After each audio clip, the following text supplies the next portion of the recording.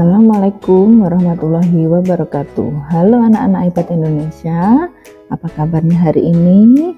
Semoga semua dalam keadaan sehat selalu ya, dan terus semangat belajar dari rumahnya. Baik, hari ini kita akan belajar tema 2, persatuan dalam perbedaan, subtema 1, rukun dalam perbedaan, pembelajaran 3.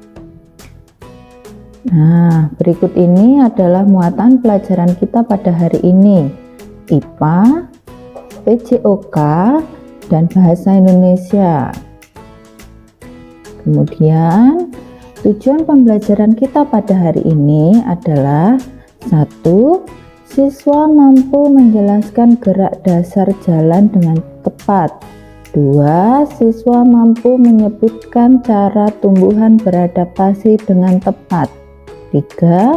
Siswa mampu membuat laporan tentang cara tumbuhan beradaptasi dan melindungi diri di lingkungannya dengan benar. 4. Siswa mampu menyebutkan informasi penting menggunakan aspek apa, di mana, kapan, siapa, mengapa, dan bagaimana pada peta pikiran dengan tepat. 5. Siswa mampu mengembangkan informasi pada peta pikiran melalui tulisan dengan detail. Baik, hidup rukun merupakan impian setiap warga negara. Rukun dalam perbedaan akan memberi kedamaian dan ketentraman. Nah, hari ini kita akan belajar mempraktekkan cara berjalan yang benar. Mari anak-anak, kita amati gambar berikut. Saat bermain, kamu harus memiliki keterampilan berjalan. Perhatikan tekniknya.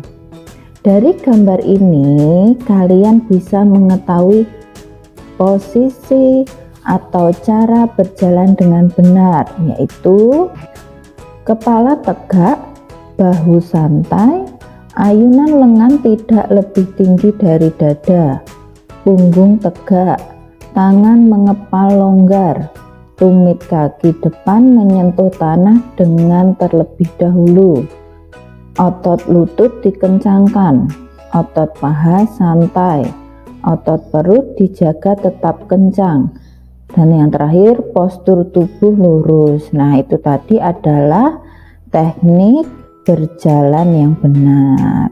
Baik, dalam berolahraga kamu harus bekerja sama agar tujuan tercapai. Perbedaan yang dimiliki anggota tim bukan penghalang untuk bersatu. Pagi ini Udin dan teman-temannya bekerja sama untuk mengumpulkan informasi tentang tanaman dan habitatnya. Mereka berdiskusi dan mencatat semua hasil pengamatan. Meskipun mereka berasal dari latar belakang yang berbeda, namun perbedaan tidak menghalangi mereka untuk belajar bersama. Untuk melengkapi informasi, mereka pergi ke perpustakaan umum dan menemukan informasi tentang tumbuhan. Nah, berikut ini adalah informasi yang berhasil diperoleh oleh Udin dan teman-temannya. Coba kalian lihat, gambar apakah ini? Ya, gambar pohon bambu. Pohon bambu mempunyai ciri khusus, yaitu mempunyai bulu-bulu halus yang tajam. Bulu yang tajam terdapat pada batang. Bulu tersebut melekat kuat dan dapat menyebabkan gatal. Nah, berdasarkan habitatnya, tumbuhan dibagi menjadi 3 jenis. Yang pertama adalah hidrofit atau tumbuhan yang sebagian tubuhnya ada di permukaan air. Akarnya berada di air, memiliki rongga udara dalam batang atau tangkai daun. Daunnya muncul ke permukaan air. Contohnya adalah kangkung. Nah, berikutnya yang kedua adalah hygrofit. yaitu tumbuhan yang hidup di daerah lembab. Tubuhnya terdiri atas bagian-bagian akar, batang, dan daun.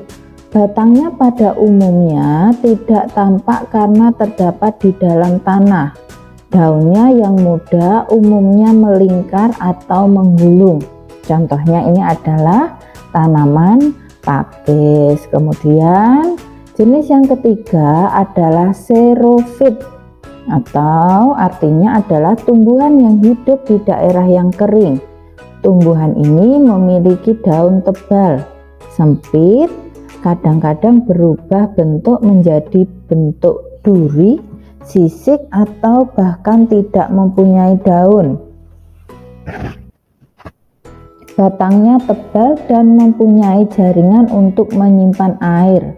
Dan yang terakhir adalah akarnya panjang. Contohnya adalah lidah buaya.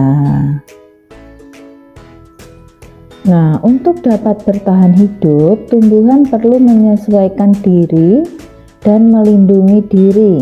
Nah, bagaimana tanaman tersebut dapat beradaptasi dengan lingkungannya? Mari kita diskusikan bersama-sama.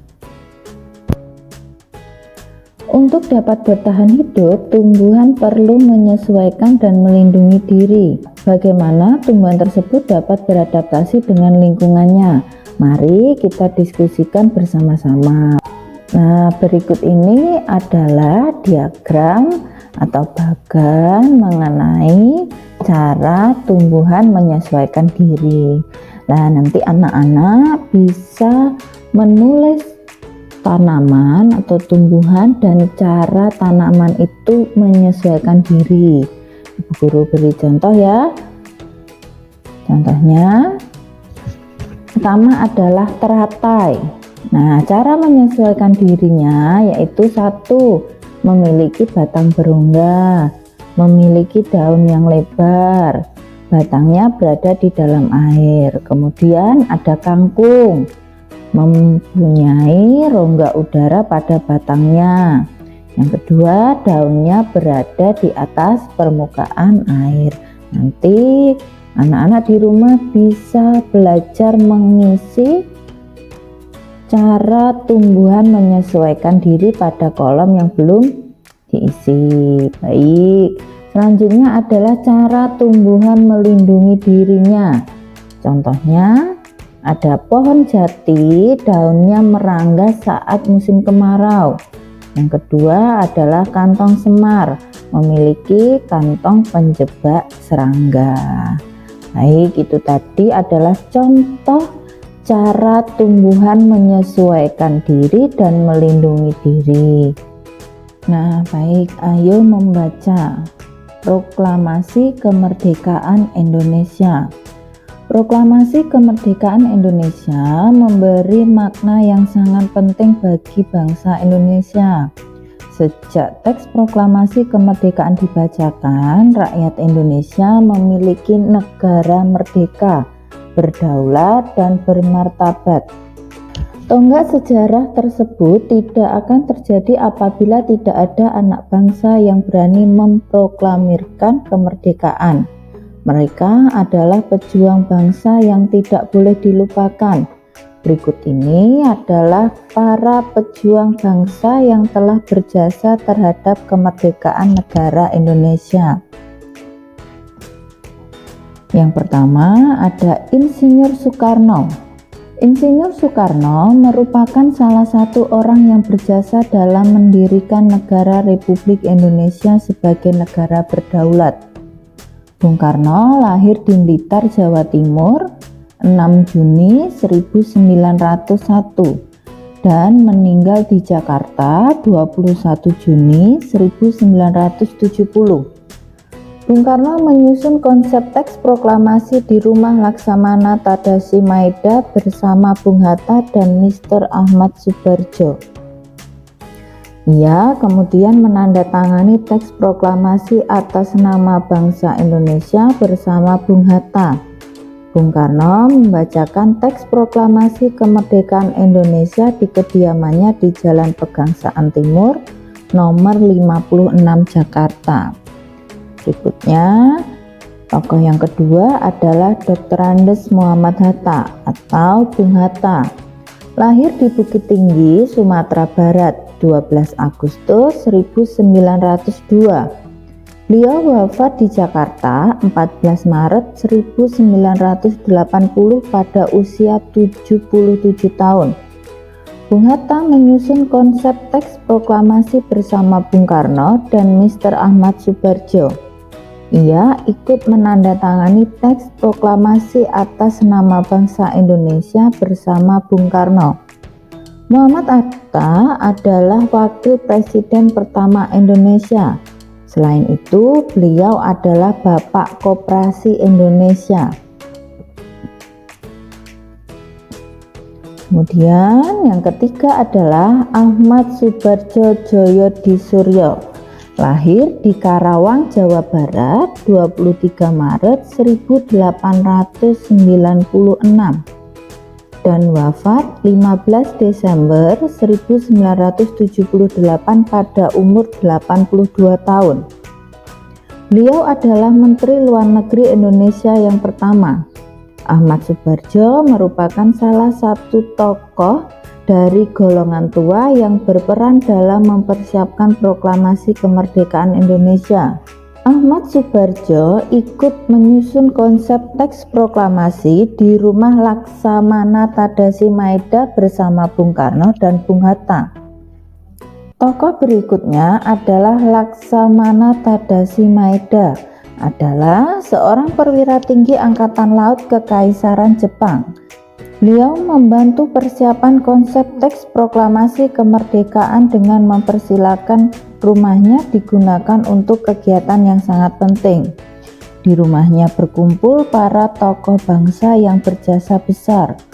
Walaupun beliau orang Jepang, beliau rela membantu Indonesia karena simpati terhadap rakyat Indonesia.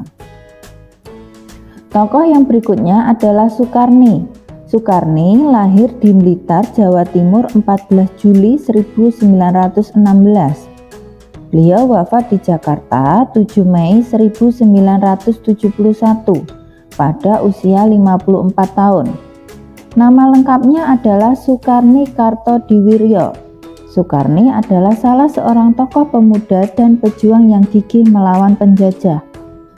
Sukarni mengusulkan agar yang menandatangani teks proklamasi adalah Bung Karno dan Bung Hatta atas nama bangsa Indonesia. Berikutnya adalah Fatmawati. Fatmawati yang bernama asli Fatimah lahir di Bengkulu pada tahun 1923 dan meninggal dunia di Jakarta pada tahun 1980. Beliau dimakamkan di Taman Makam Pahlawan di Kalibata, Jakarta. Fatmawati menjahit bendera pusaka Sangsaka Merah Putih yang dikibarkan pada upacara proklamasi kemerdekaan Indonesia di Jalan Pegangsaan Timur nomor 56, Jakarta. Kemudian tokoh yang terakhir adalah Sayuti Melek. Teks proklamasi kemerdekaan diketik oleh Sayuti Melek. Sayuti Melek adalah tokoh pemuda yang juga sangat berperan dalam proklamasi kemerdekaan Indonesia.